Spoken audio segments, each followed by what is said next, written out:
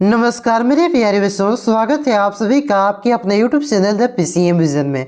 प्यारे बच्चों, आज के इस वीडियो के माध्यम से हम लोग क्लास 8 हिंदी और मैथ जो कि आज यानी कि 9 दिसंबर को जो आप सभी के स्कूल में जो वीकली टेस्ट एग्जाम हुआ है उसके आंसर की को बताने वाला हूं। तो साथ ही साथ आप लोग भी मिलाते चलिए और लास्ट में कमेंट करके ज़रूर बताइएगा कि मैथ में आप लोगों ने कितना क्वेश्चन सही किया है और आपका हिंदी में आप लोगों ने कितना क्वेश्चन सही किया है। और हाँ, जो भी बच्चे हमारे वीडियो को देख करके गए होंगे उन्होंने लगभग आपका सारा क्वेश्चन सही किया होगा। मैथ में भी आपका आउट ऑफ 40 में से 40 लाए होंगे और आपका हिंदी में 40 में से 40 लाए होंगे, क्योंकि जितना मैंने आप सभी को पढ़ाया था उससे एक भी क्वेश्चन बाहर नहीं गया है, उसी के अंदर से आपका पूछा गया है। और इसी प्रकार से आपका जो आने वाले वीकली टेस्ट एग्जाम है उससे पहले भी आपका इंपॉर्टेंट क्वेश्चन करवाया जाएगा। साथ ही साथ आपका फाइनल बोर्ड एग्जाम से पहले भी आपका वेरी इंपॉर्टेंट क्वेश्चन करवाया जाएगा, जो कि आपके बोर्ड एग्जाम में डायरेक्ट देखने को मिलेगा। तो चैनल पे आप लोग नए हैं तो सब्सक्राइब जरूर कीजिएगा, क्योंकि इस चैनल के माध्यम से आपको आगे बहुत ही ज़्यादा फायदा होने वाला है, बेहतरीन तैयारी आपकी होने वाली है। तो चलिए शुरू करते हैं और एक एक करके सारे क्वेश्चन के आंसर को देख लेते हैं। तो सबसे पहले यहाँ पे हम लोग हिंदी के आंसर को देखते हैं, फिर उसके बाद हम लोग मैथ के आंसर को देखेंगे विद सॉल्यूशन एक्सप्लेनेशन के साथ। ठीक है बच्चों, चलिए तो देखिए आपका पहला क्वेश्चन क्या पूछा गया था, कराया हुआ क्वेश्चन है कि बहुमुखी प्रतिमा के धनी जयपाल सिंह मुंडा का जन्म झारखंड के किस जिले में हुआ था। तो जयपाल सिंह मुंडा का जन्म आपका झारखंड के किस जिले में, खूंटी जिले में हुआ था। कौन से जिले में, तो खूंटी जिले में हुआ था। ऑप्शन नंबर ग इसका करेक्ट आंसर होगा खूंटी। देखिए यहाँ पे कुछ बच्चे आप बोलेंगे कि नहीं सर इसका जन्म आपका रांची जिला में हुआ था, तो आप भी सही है, क्योंकि देखिए पहले आपका रांची जिला बहुत ही बड़ा जिला था। ठीक है, तो क्या हुआ, सन 2004 में आपका ये रांची जिला को 2 टुकड़ा करके आपका एक नया जिला बनाया गया था, आपका खूंटी जिला। ठीक है, और इसी जो आपका पहले रांची जिला था उसी का एक भाग करके आपका खूंटी जिला बनाया गया। तो जहां पे जन्म आपका जयपाल सिंह मुंडा का हुआ था ये आपका खूंटी जिला में अभी वर्तमान में आ गया है। ठीक है, इस वजह से इसका आंसर क्या होगा, आपका खूंटी होगा। क्लियर है बच्चों, कंफ्यूजन नहीं है। रांची मारे हैं फिर भी सही है, खूंटी मारे हैं फिर भी सही है, लेकिन एक्यूरेट आंसर इसका क्या होना चाहिए, आपका खूंटी होना चाहिए। क्लियर है। उसके बाद देखिए अगला क्वेश्चन आपका क्या है कि जयपाल सिंह मुंडा का लगाव किस खेल से था। तो जयपाल सिंह मुंडा का लगाव आपका हॉकी से था। ऑप्शन नंबर ख इसका करेक्ट आंसर होगा हॉकी। और इन्होंने आपका 1928 में जो आपका एम्स्टर्डम ओलंपिक हुआ था उसमें आपका भारतीय हॉकी टीम की कप्तानी की थी और वहां पे इन्होंने अपना स्वर्ण पदक भी भारत को जिताया था। तो इसका लगाव किससे था, तो याद रखिएगा हॉकी से। उसके बाद देखिए अगला क्वेश्चन क्या है कि जयपाल सिंह मुंडा भारतीय संविधान सभा के सदस्य कब चुने गए थे। तो जयपाल सिंह मुंडा भारतीय संविधान सभा के सदस्य आपका 1946 ईस्वी में, कब, 1946 ईस्वी में चुने गए थे।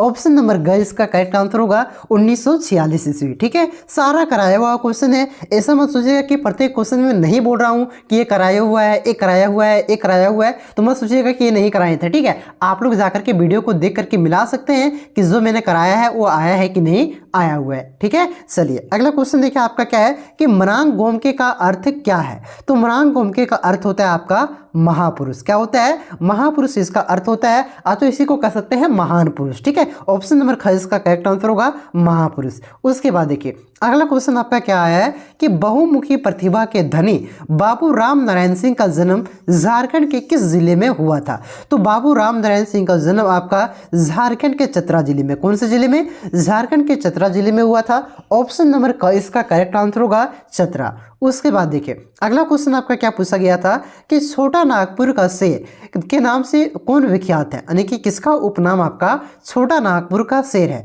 तो बाबू राम नारायण सिंह का ही नाम क्या है, आपका छोटा नागपुर का शेर, इसी को छोटा नागपुर का शेर कहा जाता है। ऑप्शन नंबर ख इसका करेक्ट आंसर होगा राम नारायण सिंह बाबू। ठीक है बच्चों, उसके बाद देखिए अगला क्वेश्चन आपका क्या था कि बस की यात्रा के रचनाकार कौन है, यानी कि ये जो चैप्टर है आपका बस की यात्रा, इसके रचनाकार का नाम क्या है, इस चैप्टर को किसने लिखा है। तो इस चैप्टर को आपका हरिशंकर परसाई ने लिखा है। ऑप्शन नंबर ख इसका करेक्ट आंसर होगा हरिशंकर परसाई। सारा आया हुआ क्वेश्चन है, बार बार नहीं बोल रहा हूँ ताकि आपको भी खराब लगे कि अरे यार ये मास्टर कहते बोले बार बार भाई एलो एलो एलो। ठीक है, एल समझ रहे हो बात ना, आप लोग मिला लीजिए। ठीक है, सारा विश्वास के साथ। अगला क्वेश्चन देखिए आपका क्या है कि दिन में एक प्रत्यय लगाने से शब्द बनेगा। तो दिन में अब जब आपका एक प्रत्यय कब लगता है? प्रत्यय आपका बाद में लगता है, ठीक है। जो बाद में लगे किसी भी शब्द के उसे प्रत्यय कहते हैं, और जो पहले लगे उसे क्या कहते हैं? उपसर्ग कहते हैं। तो देखिए दिन में जब एक प्रत्यय लगाएंगे तो क्या बनेगा आपका?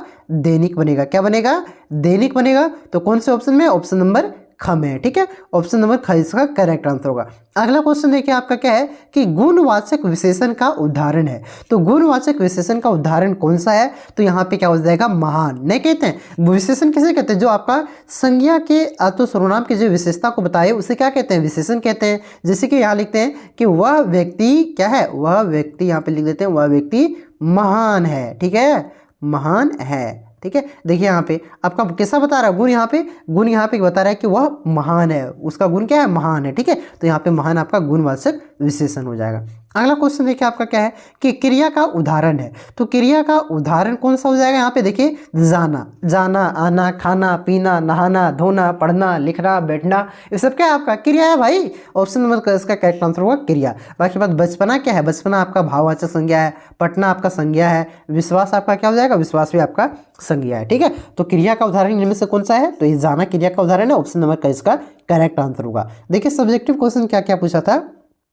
कि 4 महापुरुषों के नाम लिखें जिनकी जन्मभूमि झारखंड है और जिन्होंने भारतीय स्वतंत्रता संग्राम में अपना योगदान दिया है। कराया हुआ क्वेश्चन है, आप लोग लिख सकते थे ये बिरसा मुंडा, ये जयपाल सिंह मुंडा, आप लोग सिद्धू कानू, नीलांबर पीताम्बर, ये सब आप लोग लिख सकते थे, ठीक है, तिलका मांझी। तो ये कोई भी सारा आप लोग लिख सकते थे। अगला सारा का आंसर मैं सारा पहले क्वेश्चन पढ़ देता हूँ, उसके बाद इसका आंसर भी बताऊंगा आपका लिख करके, ठीक है। चलिए अगला क्वेश्चन देखिए क्या है कि मृगांक के किन्हें कहा जाता है? तो अभी बताएं कि मृगांक के जयपाल सिंह मुंडा को कहा जाता है। अगला क्वेश्चन देखिए क्या है कि किनके सम्मान में झारखंड सरकार ने रांची स्थित स्टेडियम का नाम जयपाल सिंह मुंडा स्टेडियम रखा? तो जिसके नाम पर रखेगा भाई उसी के सम्मान में ना रखेगा, तो क्वेश्चन में आंसर है। तो किसके सम्मान में? जयपाल सिंह मुंडा के सम्मान में रखा था। अगला क्वेश्चन देखिए आपका क्या है कि आंख मूंद लेना मुहावरे का अर्थ क्या होता है? तो आंख मूंद लेना मुहावरे का अर्थ होता है मर जाना। क्या होता है? मर जाना, आंख मूंद लेना। नहीं कहता है अखियां मूंद को चिगेलो पार लगेलो, मरने पर ही आंख मूंदता है ना जी, तो इसी को क्या कहेंगे? मर जाना, इसका मुहावरा होता है, ठीक है। चलिए अगला क्वेश्चन देखिए क्या था कि बस की यात्रा पाठ में समझदार आदमी शाम वाली बस से सफर क्यों नहीं करते थे? इसलिए नहीं करते थे क्योंकि बस आपका खटारा था, जर्जर था, ठीक है, इस वजह से नहीं करते थे और लेखक भी सलाह देते थे। चलिए इसके आंसर को बढ़िया से हम लोग देख लेते हैं। देखिए 11वां नंबर आपका क्वेश्चन क्या था कि 4 महापुरुषों के नाम लिखें जिनकी जन्मभूमि झारखंड में और जिन्होंने भारतीय स्वतंत्रता संग्राम में अपना योगदान दिया था। तो बिरसा मुंडा, सिद्धू कानू, तिलका मांझी, नीलांबर पीताम्बर लिख सकते थे। अगला क्वेश्चन क्या था कि मृगांक के किन्हें कहा जाता है? तो मृगांक के आपका जयपाल सिंह मुंडा को कहा जाता है, ठीक है। अगला क्वेश्चन देखिए आपका क्या था कि किनके सम्मान में भारतीय झारखंड सरकार ने रांची स्थित स्टेडियम का नाम जयपाल सिंह मुंडा स्टेडियम रखा? तो ये आपका जयपाल सिंह मुंडा के सम्मान में रखा था।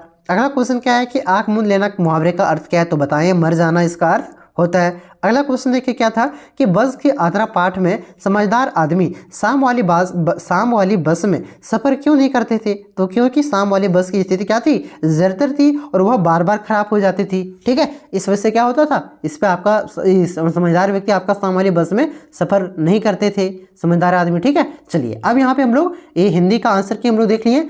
अब आपका मैथ के आंसर की को हम लोग देखते हैं, ठीक है बच्चों। सारा क्वेश्चन एक्सप्लेन के साथ सॉल्व करके आपको बताऊंगा। तो देखिए बच्चों अब यहाँ पे हम लोग मैथ के क्वेश्चन के आंसर को सॉल्व करेंगे। देखिए यहाँ पे सारा क्वेश्चन के आंसर के साथ साथ आपको मैं डिटेल सॉल्यूशन के साथ आपको बताऊंगा, ताकि आप लोग किसी भी क्वेश्चन में गलती करते हो तो आप लोग किस प्रकार से उसको सॉल्व करना है ये सीख भी जाओ, और आपको फाइनल बोर्ड एग्जाम में किसी भी प्रकार से आपको दिक्कत ना हो, ठीक है। तो यहाँ पे आंसर के साथ साथ आपको डिटेल एक्सप्लेनेशन के साथ यहाँ पे बताने वाला हूँ। तो देखिए बच्चों पहला क्वेश्चन आपका क्या पूछा गया था कि यदि 20 कलम का दाम 100 रुपये है तो 12 कलम का दाम क्या होगा? बहुत ही इंपॉर्टेंट क्वेश्चन है। देखिए इस क्वेश्चन को हम लोग 2 से 3 तरीके से बना सकते हैं, ठीक है। पहला तो यहाँ आप एक नियम से इस क्वेश्चन को बना सकते हैं। देखिए 20 कलम का दाम आपका 100 रुपये दिया हुआ है, तो पहले 1 कलम का दाम निकालेंगे, 1 कलम का दाम निकल जाएगा, फिर उसे 12 से गुना करके निकाल सकते हैं। तो इसे आप लोग जो सीधा और प्रतिलोम अनुपात का आप जो आपके कॉन्सेप्ट है आपके चैप्टर में, उस तरह से भी आप लोग बना सकते हैं, ठीक है। तो सबसे आसान तरीका आपका क्या होगा, जो आपके चैप्टर में दिया है वो बनाना चाहते हैं तो वो बनाइए, नहीं तो मेरा मानना है कि एक ही नियम से बनाइए। ये सबसे आसान तरीका है, ठीक है। तो चलिए सबसे पहले हम लोग एक ही नियम से बनाते हैं। तो देखिए क्या बोल रहे हैं कि यहाँ पे क्या है 20 कलम, 20 कलम का दाम कितना है, 20 कलम का दाम 100 रुपये है, ठीक है। अब देखिए यहाँ से हम लोग क्या करेंगे, एक कलम का दाम निकालेंगे। तो एक कलम का दाम निकालने के लिए क्या करना पड़ेगा, तो 100 को क्या करेंगे 20 से भागा देंगे। कटा, कितना बार में कटा, तो यहाँ पे आपका 5 बार में कटा। कितना बार में, 2 5 10, 5 बार में कटा। तो एक कलम का दाम कितना निकला, 5 रुपया निकला भैया, निकला ना एक कलम का दाम 5 रुपया। अब पूछ रहा है कि 12 कलम का दाम क्या होगा, तो 12 से गुना कर दीजिए, 12 गुना 5, ठीक है, कितना आ जाएगा 60 आ जाएगा। क्लियर है, कितना आसानी से बन गया। तो इसका दाम कितना हो जाएगा, आपका आंसर कितना हो जाएगा, इसका 60 हो जाएगा। ऑप्शन नंबर डी इसका करेक्ट आंसर होगा। अब देखिए सीधा और प्रतिलोम अनुपात वाला जो कॉन्सेप्ट है उसे कैसे बनाएंगे। तो देखिए क्या है, 20 कलम का दाम कितना है, तो देखिए यहाँ पे 20 कलम का दाम आपका कितना है 100 रुपये, ठीक है। पूछ रहा है कि 12 कलम का दाम कितना होगा, तो मान लेते 12 कलम का दाम x होगा। अब क्या कीजिए, यहाँ पे काट पीट कीजिए। देखिए 20 से कितना बार में कटा, 100, 5 बार में कटा, और ठीक है 5 से कम 5 हो गया। अब देखिए यहाँ पे क्या है x बटा 12। अब तिरछा गुना कीजिए, इसको तिरछा गुना करेंगे तो कितना हो जाएगा, 12 5 60 और 1 गुना x यानी कि x, ठीक है। तो x बराबर कितना आ जाएगा, 60 आ जाएगा, ठीक है। इस प्रकार से भी बना सकते हैं। क्लियर है। उसके बाद देखिए अगला क्वेश्चन क्या है आपका कि बच्चों की संख्या 7 है तो कलम की संख्या 14 है, यदि बच्चों की संख्या 2 है तो कलम की संख्या क्या होगी। तो इसको भी दो तरीके से बना सकते हैं। तो इसको हम लोग क्या बनाएंगे, एक ही नियम से बनाएंगे, ठीक है। आप लोग भी प्रयास करिए, तो आप लोग अपना भी जो चैप्टर में कॉन्सेप्ट दिया है उससे भी बना सकते हैं। चलिए उसी से बनाते हैं जो आपके चैप्टर में कॉन्सेप्ट दिया गया, ठीक है। तो देखिए क्या बोल रहे हैं कि 7 बच्चों की संख्या है, में कलम की संख्या कितनी है, तो 14 है, यानी कि 14 को कलम है कितने बच्चे पर, 7 बच्चे पर। पूछ रहा है कि 2 बच्चों पर कितना कलम होगा, 2 बच्चों पर मान लेते हैं x कलम होगा, ठीक है। अब क्या कीजिए, यहाँ पे काट पीट कीजिए, तो 7 दूना 2 बार में कटिएगा 14 और यहाँ 1, ठीक है, यानी कि 2 बटा 1 बराबर क्या हो जाएगा, x बटा 2। अब तिरछा गुना कीजिए, ठीक है। तिरछा गुना करने से क्या होगा, 1 गुना x बराबर क्या हो जाएगा, x हो जाएगा। साथ ही देखिए 2 दूना 4, तो कितना आ जाएगा, x बराबर 4, यानी कि तो 2 बच्चों की संख्या में कलम की संख्या कितनी होगी, तो ये आपका 4 हो जाएगा। ऑप्शन नंबर 20 का करेक्ट आंसर होगा। क्लियर है बच्चों। अगला क्वेश्चन देखिए, अगला क्वेश्चन आपका क्या देखिए यहाँ पे है कि 5 केजी टमाटर का मूल्य 150 रुपये है, तो 90 रुपये में कितना केजी टमाटर होगा। इस प्रकार से बना सकते हैं। तो चलिए आपकी किताब वाला कॉन्सेप्ट से ही हम लोग बनाते हैं। देखिए क्या बोल रहा है कि 150 रुपया में कितना केजी टमाटर हो रहा है, 5 केजी टमाटर हो रहा है। पूछ रहा है कि 90 रुपया में कितना केजी टमाटर होगा, मान लेते हैं x केजी टमाटर होगा। तिरछा गुना कीजिए, तो काट पीट कर लेती है, पहले काटी पीट कर लेते क्या। देखिए यहाँ से 5 बार में, देखिए यहाँ पे 5 150 कितना बार में कटेगा, तो ये आपका 30 बार में कटेगा। कितना बार में कटेगा, 30 बार में कटेगा, ठीक है। और तो 5 दिया 15 3, अरे यहाँ 0 था, 0 बैठा दें 30। अब देखिए यहाँ पे क्या हो गया, 30 बटा 1 हो गया। कलर चेंज करते हैं ताकि अच्छा से आपको समझ में आए। 30 बटा 1 हो गया, बराबर क्या है 90 बटा x है। अब क्या कीजिए, तिरछा गुना कीजिए। तिरछा गुना करेंगे तो क्या हो जाएगा, देखिए बच्चों 30 गुना x यानी कि 30x बराबर क्या हो जाएगा आपका 90 गुना 1 90, ठीक है। अब देखिए यहाँ पे इधर गुना में 30, तो इधर आएगा तो भागा में हो जाएगा। तो x बराबर क्या हो जाएगा, x बराबर यहाँ पे लिख देता हूँ, ठीक है। देखिए बॉक्स बनाए, यहाँ पे मैं लिखता हूँ। देखिए क्या हो जाएगा, x बराबर आपका 90 बटा 30, यानी कि 90 बटा 30 बराबर के बार में कटेगा, 0 0 कट गया, 3 तिया 9, यानी कि x बराबर कितना आंसर आया, 3 आया। तो 90 रुपये में कितना केजी टमाटर होगा, 3 केजी होगा, ठीक है। किसी भी तरीके से आप लोग बना सकते हैं बच्चों। अगला क्वेश्चन देखिए आपका क्या पूछा था, बहुत ही इंपॉर्टेंट क्वेश्चन है, फाइनल बोर्ड एग्जाम में भी देखने को मिलेगा कि 1 दर्जन केले का मूल्य 36 है तो 18 केले का दाम क्या होगा। ठीक है, पहले ये बताइए कि 1 दर्जन में कितना होता है, तो बोलिएगा 1 दर्जन में सर कितना होता है, 12 होता है। तो वही लिखा हुआ है कि 12 केले का मूल्य कितना है, 12 केले का मूल्य आपका 36 है। तो पूछ रहा है कि 18 केले का दाम क्या होगा। तो इसको हम लोग एक ही नियम से बनाते हैं, बहुत ही आसानी से बन जाएगा। ठीक है, तो देखिए 12 केले का दाम 36 है तो 1 केले का दाम कितना होगा, तो बोलिएगा सर 1 केले का दाम होगा 36/12 होगा। ठीक है, अब कितना बार में कटेगा भाई, तो ये आपका 36/12 यानी कि 3 बार में किया, 12 या 36। ठीक है, तो 1 केले का दाम कितना आ गया, 1 केले का दाम आपका 3 रुपये आ गया। अब पूछ रहा है कि 18 केले का दाम कितना होगा, तो 18 से गुना कर दीजिए, 18 गुना 3 बराबर कितना होगा, 18 गुना 3 54। ठीक है, तो कौन से ऑप्शन में दिया हुआ है 54, तो ऑप्शन देखिए यहाँ पे ऑप्शन नंबर डी में। तो 18 केले का दाम कितना होगा, 54 रुपया। क्लियर है, इस तरह से बनेगा।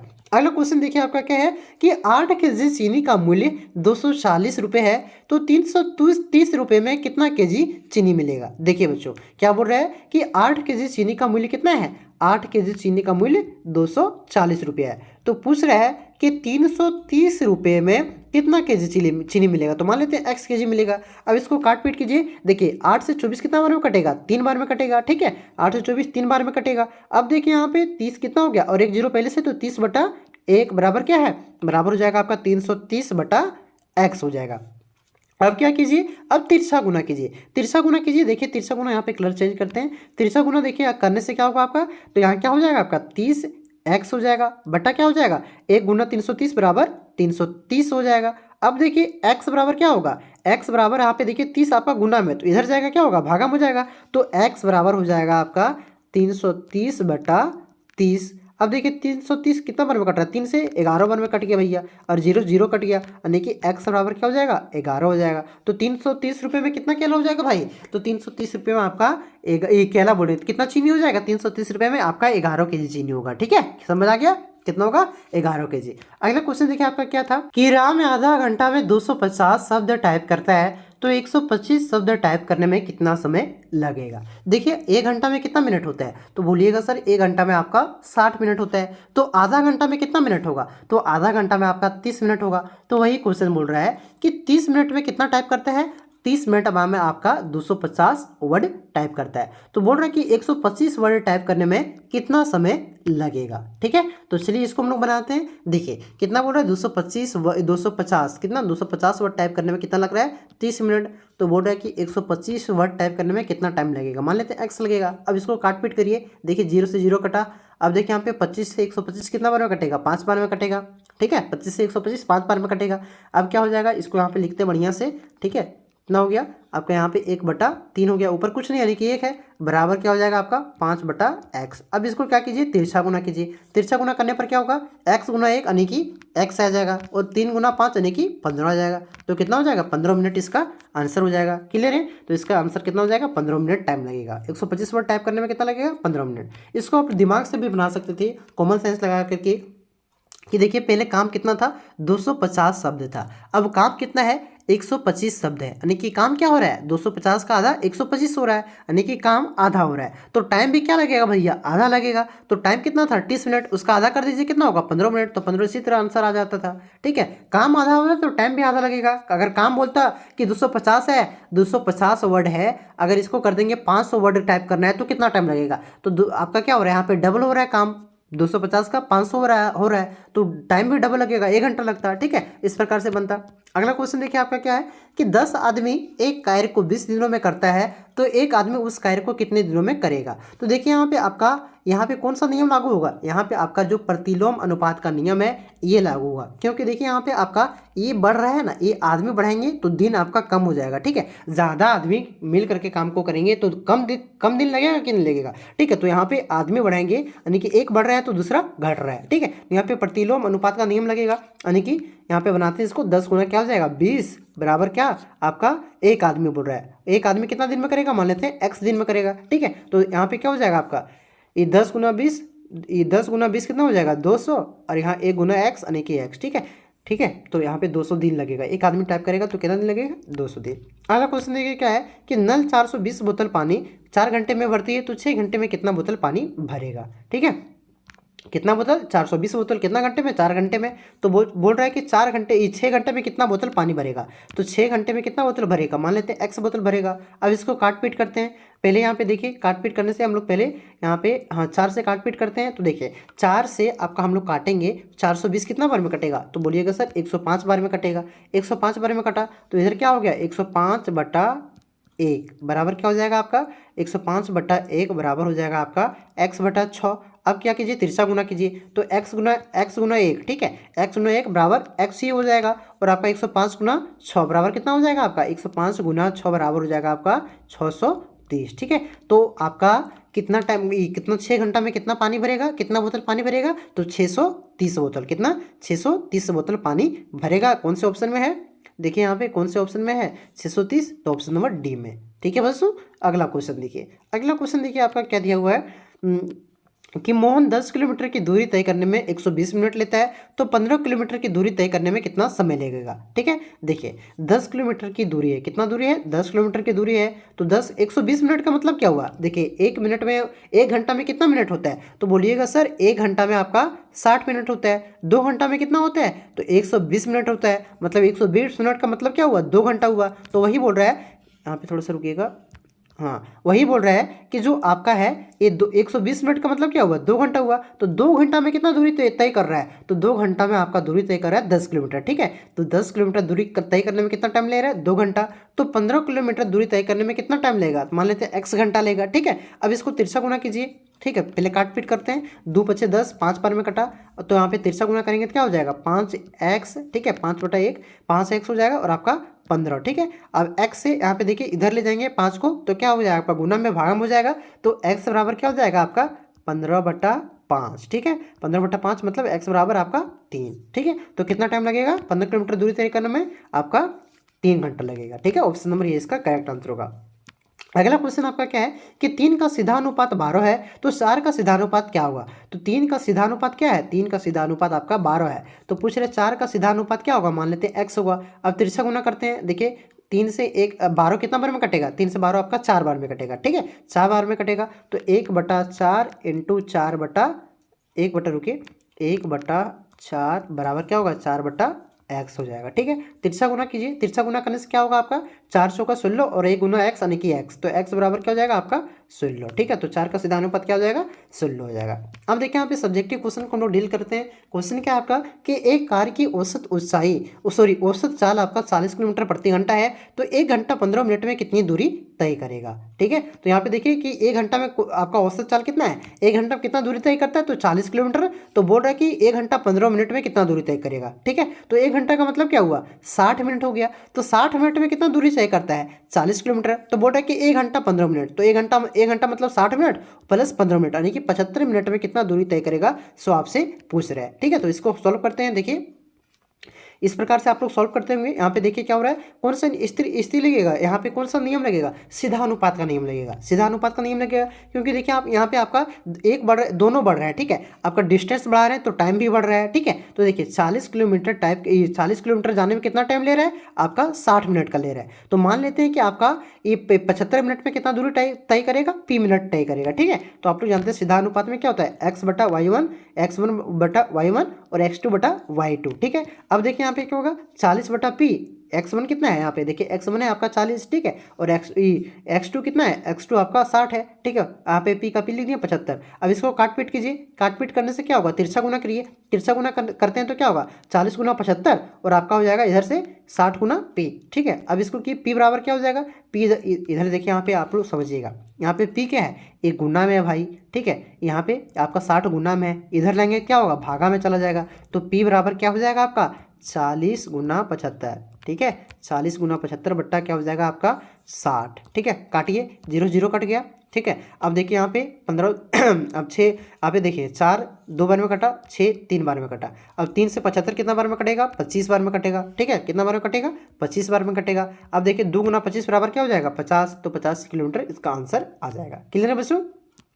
उसके बाद अगला क्वेश्चन है कि 45 आदमी किसी कार्य को 49 दिन में समाप्त करते हैं, तो 35 आदमी उसी कार्य को कितने दिनों में समाप्त करेंगे। ठीक है, तो देखिए यहाँ पे आदमी को यहाँ पे जब भी कार्य का बात आए तो वहाँ पे कौन सा नियम लगेगा, वहाँ पे आपका प्रतिलोम अनुपात का नियम लगेगा। क्योंकि देखिए आदमी को बढ़ाएंगे तो क्या होगा, आदमी को बढ़ाएंगे तो कार्य आपका जल्दी होगा यानी कि कम दिनों में होगा, और आदमी को घटाएंगे तो आपका कार्य में ज़्यादा दिन लगेंगे। ठीक है, यानी कि ज़्यादा दिनों में आपका कार्य होगा, तो यहाँ पे कैसा नियम लगेगा, प्रतिलोम अनुपात का नियम लगेगा। ठीक है तो देखिए यहाँ पे लिखेंगे आदमी की संख्या कितना है 45 है। ठीक है, तो काम कितने दिन में हो रहा है 49 दिन में हो रहा है, तो उसी प्रकार से आपका आदमी की संख्या 35 कर देंगे, तो मान लेते हैं कि कार्य कितना दिन में होगा x होगा। तो वही यहाँ पे लिखना है कि मान लिया कि 35 आदमी x दिन में कार्य को पूरा करते हैं, तो आदमी की संख्या घटने से क्या होगा, कार्य में ज़्यादा दिन लगेगा, ये तो जानते हैं आप लोग। तो देखिए क्या होगा, आपका एक तरफ लिख देना है आपको 45 गुना 49, ये भी फार्मूला लग सकते हैं। आप लोग जानते हैं कि आपका फार्मूला क्या होता है, m1 d1 बराबर क्या होता है m2 d2, ये तो आप लोग जानती हैं। क्योंकि कार्य तो आपका उतना ही रहेगा ना, कुल कार्य हम लोग किस तरह निकालते हैं, जितना आदमी है और जितना दिन लगा उसको गुना कर देंगे तो क्या निकलेगा, कुल कार्य निकलेगा। तो कुल कार्य पहले जितना था उतना ही रहेगा भाई, ठीक है। तो यहाँ पे देखिए आपका कुल कार्य कितना हो गया, 45 गुना 49, अब क्या होगा 35 गुना एक्स। अब देखिए एक्स को यहाँ पे क्या करेंगे, अब 35 क्या है, यहाँ पे गुना है, इधर आएगा तो भागा में हो जाएगा, तो एक्स बराबर क्या होगा 35 गुना 49 ये बटा 35, ठीक है। 45 गुना 49 बटा 35। अब 7 से काटिए, देखिए 7 से 35 कितना बार में कटेगा, 5 बार में कटेगा। 49 कितना बार में कटेगा, 7 बार में। और आपका 45 का यहाँ पे 45 रहने देते हैं, ठीक है। तो 49 यहाँ पे आपका कट गया। अब देखिए 45 भी 5 से कितना बार में कट जाएगा, 9 बार में। तो 9 से 63 इसका आंसर आ जाएगा, 63 दिन में होगा। अगला क्वेश्चन देखिए 13 नंबर का क्वेश्चन आपका क्या था, थोड़ा सा वेट कीजिए। देखिए 13 नंबर का क्वेश्चन आपका क्या था, देखिए कि 13 नंबर का क्वेश्चन था कि 20 पंप एक होज को 12 घंटे में खाली करता है, यदि होज 4 घंटे में खाली करना हो तो कितने पंप को लगाना पड़ेगा। तो ये क्वेश्चन आपका जिस प्रकार से आदमी वाला यहाँ पे बना था, ये 12 नंबर का क्वेश्चन और 14 नंबर का क्वेश्चन आपका सेम है, ठीक है। यहाँ बस यहाँ पे पंप के जगह पर क्या, आदमी के जगह पर पंप है और यहाँ पे आपका दिन के जगह घंटा है, उसी प्रकार से बनेगा, ठीक है। तो 20 गुना आपका क्या हो जाएगा 12, इस प्रकार से आप लोग बनाइएगा, 20 गुना 12 उसी प्रकार से लिखना है, ठीक है। 20 गुना 12 और यहाँ पे हो जाएगा आपका 4 गुना क्या हो जाएगा एक्स, ठीक है। तो यहाँ पे देखिए आप क्या करते हैं, यहाँ पे एक्स बराबर क्या हो जाएगा, एक्स बराबर हो जाएगा 20 गुना 12, ठीक है। 20 गुना 12 बटा क्या हो जाएगा आपका 4, तो 4 पचे कितना हो जाएगा 20 हो जाएगा भाई। यहाँ ये बोले 20 कितना बार में कटेगा, 5 बार में कटेगा, 5 बार में कट गया। अब देखिए 12 पचे कितना हो जाएगा, एक्स बराबर आपका 60 आएगा, ठीक है। देखिए चलिए इसका सोल्यूशन देखते हैं, कितना नंबर था 14 नंबर। 14 नंबर देखिए आपका सोल्यूशन इसका कितना 60 पंप, ठीक है। इसको देख लीजिए, इस प्रकार से आपको बनाना है, एकदम टू द कॉपी इसको कर लीजिए, लिख लीजिए, ठीक है। अब देखिए यहाँ पे शायद आपका 13 नंबर का क्वेश्चन छूट गया कि 150 व्यक्ति एक काम को 45 दिन में करते हैं, तो उसी कार्य को 18 दिनों में करने के लिए कितने व्यक्ति चाहिए। तो यहाँ पे भी उसी तरह से आपका क्वेश्चन बनेगा। देखिए यहाँ पे आपका सारा बना दिए, वीडियो लंबा हो रहा है। देखिए यहाँ पे आपका 13 नंबर का क्वेश्चन, ठीक है। देखिए कि मान लीजिए आपका व्यक्ति कितना है 150 है, तो काम कितना दिन में हो रहा है 45 दिन में। मान लेते हैं कि एक्स व्यक्ति है और आपका 18 दिन में काम होगा। मान लीजिए कि 18 दिन में कार्य को पूरा करने के लिए कितना व्यक्ति की आवश्यकता है, तो आपका एक्स व्यक्ति की आवश्यकता है। कम दिन में कार्य समाप्त करने के लिए कितने व्यक्ति चाहिए, तो अधिक व्यक्ति चाहिए, ठीक है। तो उसी प्रकार से आपका बनेगा। तो मान लेते हैं आपका एक्स गुना क्या हो जाएगा, एक्स गुना आपका 18, ठीक है। एक्स गुना 18 बटा क्या हो जाएगा आपका बराबर 150 गुना 45, ठीक है। अब काट पीट इसको कीजिए, काट पीट कीजिएगा आपका इस प्रकार से। देखिए यहाँ पे एक्स बराबर क्या हो जाएगा, एक्स बराबर हो जाएगा आपका 150 गुना 45 गुना 18 18 के बार में कटेगा 9 से, 2 बार में कटा 9 से, और 45 के बार में कटेगा 5 बार में भाई। अब 2 से देखिए आपका 150 कितना बार में कटेगा 75 बार में। तो 75 गुना 5 करिएगा तो क्या आ जाएगा आपका 75 गुना 5 375, ठीक है। इसका करेक्ट आंसर होगा 375। 14 तो बताइए दिए। अब 15 देखिए आखिरी क्वेश्चन आपका क्या था कि 10 मीटर ऊंचाई वाले एक झंडे के खंभे को छाया 8 मीटर है, तो समान परिस्थिति में खंभे की ऊंचाई ज्ञात कीजिए जिसकी छाया आपका 12 मीटर है। उसी तरह से बनेगा। देखिए क्या है आपका 10 मीटर की ऊंचाई वाले एक झंडे की खंभे की छाया कितनी है 8 मीटर है, तो समान परिस्थिति में, परिस्थिति वही है, तो ऊंचाई ज्ञात कीजिए। जब ऊंचाई ज्ञात करना जब आप उसके छाया कितना है 12 मीटर है, ठीक है। तो उसी तरह से बनेगा आपका। देखिए कितना हो रहा है आपका 10/8 हो जाएगा, बराबर क्या हो जाएगा आपका 10/8, और इधर हो जाएगा आपका x बटा क्या हो जाएगा आपका x/12 हो जाएगा, ठीक है। चलिए इसको आप लोग तिरछा गुना कीजिए। तिरछा गुना करने से होगा कितना होगा आपका 120 हो जाएगा आपका। इधर हो जाएगा 8 गुना कितना हो जाएगा आपका 8 गुना x, यानी कि यहाँ पे लिखते हैं फिर से 120 और 8 गुना 8x, ठीक है। अब 120 8 देखिए यहाँ पे इधर आ जाएगा तो क्या हो जाएगा भागा में चला जाएगा, गुना में है, तो 120/8, ठीक है, बराबर x कितना आएगा, तो x बराबर इसका आएगा 15 मीटर। तो ऊंचाई कितना आ जाएगा खंभे की 15 मीटर आएगा, ठीक है। तो वही उसी तरह से बना हुआ है यहाँ पे। देखिए आप लोग इसको लिख सकते हैं 15, इसका आंसर आ जाएगा, ठीक है। चलिए तो ये आपको मैंने सोल्यूशन करवा दिया। वीडियो अगर आपको अच्छा लगा तो वीडियो को लाइक करें और इस वीडियो को जितना हो सके दोस्तों में शेयर कीजिए, ताकि सभी को इसके बारे में पता चले कि इसमें चैनल के माध्यम से आपको तैयारी करवाई जा रही है, ठीक है दोस्तों। आगे भी आपको इसी प्रकार से हेल्प किया जाएगा। चैनल पर आप लोग नए हैं तो प्लीज़ सब्सक्राइब जरूर कीजिएगा। मिलते हैं नेक्स्ट वीडियो में, तब तक के लिए जय हिंद, जय भारत, जोहार झारखंड।